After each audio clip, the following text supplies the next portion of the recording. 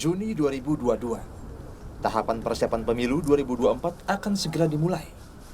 12 nama anggota KPU Bawaslu periode 2022-2027 pun telah resmi disahkan paripurna DPR. Kini tinggal menunggu dilantik oleh Presiden Joko Widodo sebelum nantinya mereka terjun membahas anggaran pemilu 2024 nanti. Namun di saat persiapan tengah dirampungkan, ada saja kegaduhan yang terjadi. Sedikitnya, 3 orang pimpinan partai politik mengusulkan penundaan pemilu. Pro kontra pun muncul. Anggota Dewan Pembina Perludem, Titi Anggraini, berpandangan munculnya usulan penundaan pemilu 2024 dari sejumlah elit politik merupakan ujian demokrasi bagi Indonesia. Gambaran secara terbuka oleh publik untuk menilai komitmen berdemokrasi para elit politik kita, termasuk juga komitmen di dalam patuh berkonstitusi. Jelas misalnya tadi disampaikan bahwa kita berkonstitusi itu bukan untuk memfasilitasi kepentingan pragmatis apalagi yang sifatnya temporer. Terkait polemik usulan penundaan pemilu, Presiden Joko Widodo akhirnya buka suara. Jokowi menegaskan ia taat, patuh, dan tunduk pada konstitusi. Kita bukan hanya taat dan tunduk, tetapi juga patuh pada konstitusi. Siapapun boleh-boleh saja mengusulkan wacana penundaan pemilu dan perpanjangan masa jabatan presiden, menteri, atau partai politik. Karena ini kan demokrasi, bebas saja berpendapat. Tetapi, kalau sudah pada pelaksanaan, semuanya harus tunduk dan taat pada konstitusi, kata Jokowi kepada jurnalis harian Kompas di Istana Bogor, Jumat lalu. Namun, sejumlah pihak menilai pernyataan Joko Widodo ini masih belum cukup.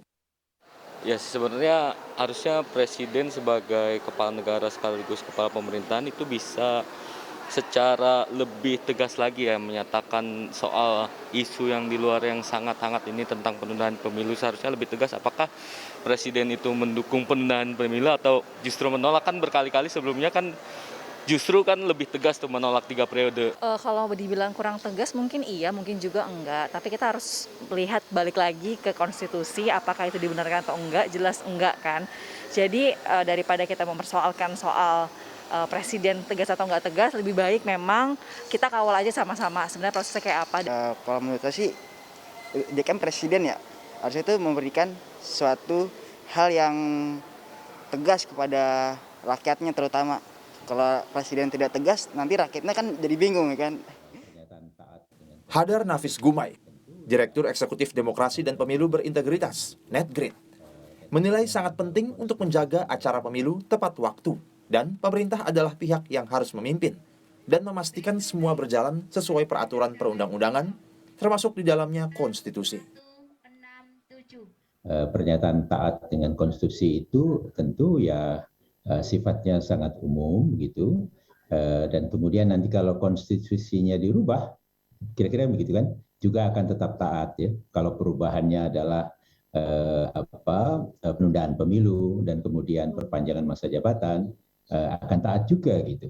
Nah jadi saya kira ini masih menimbulkan interpretasi yang sebetulnya ruang untuk penundaan itu masih terbuka.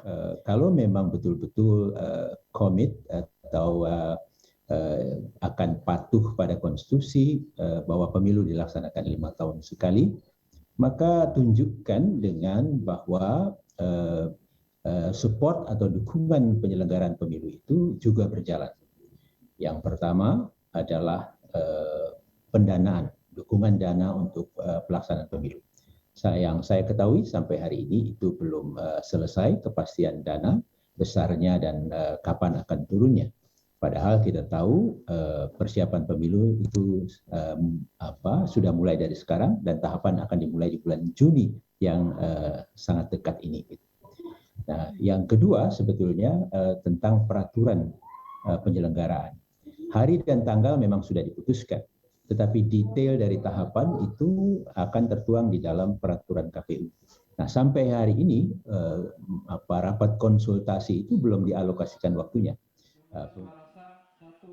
Walau rentang waktu persiapan pemilu terkesan masih panjang, namun masih banyak persiapan yang harus dituntaskan sebelum gelaran pemilu terbesar di dunia itu dimulai. Oleh karenanya, semua pihak yang terkait, baik eksekutif maupun legislatif, agar fokus menyelesaikan kerja di sisa waktu dan bukan membuat gaduh. Tim Liputan Kompas TV.